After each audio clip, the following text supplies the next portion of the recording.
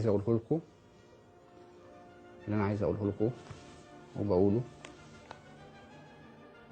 ان احنا انتصرنا بفضل الله. رجعنا لكم مره تانية. عادتي هنا القناه بعدها تبلك تتحرق. هي عودتي ان انا ابقى بس انتصرت للحق. عودتي عشان اطمنكم انتوا ان دوله الظلم ساعه ودوله العدل الى قيام الساعه. انا جيت هنا تاني بفضل دعوات امي وبفضل رضاها عليا وبفضل رضا اهلي كلهم عليا.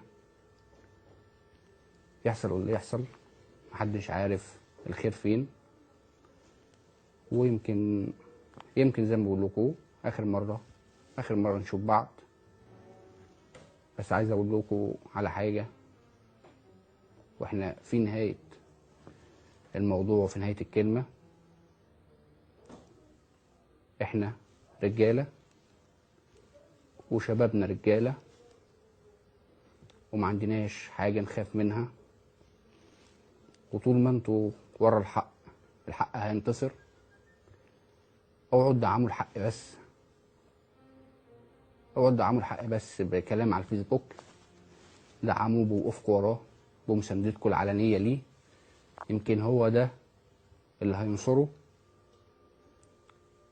انا محتاج مساندتكم ودعمكم جدا، لان عارف ان الايام اللي جايه هيحصل فيها كوارث، وعارف ايه اللي مستنيني بره دلوقتي. لكن زي ما بقول لكم الحق لو ما انتصرش مش مشكله الحق، والرجوله لو ما كسبتش مش مشكله الرجوله. مشكله كام واحد وقف قدام الحق ودافع عنه، وكام واحد استند على الظلم وحاول ينتصر.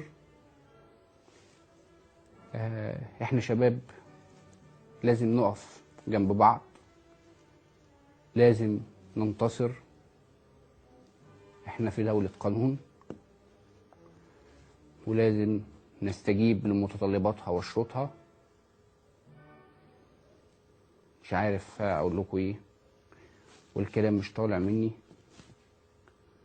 وانا اقوى من ان انا دموعي تنزل قدام اي حد.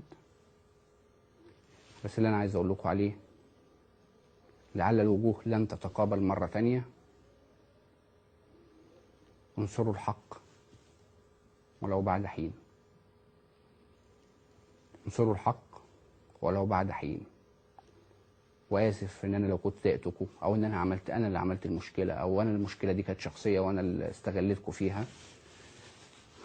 ومش بعيد اتحاكم بتهمه اثاره الفوضى واثاره الراي العام واثاره.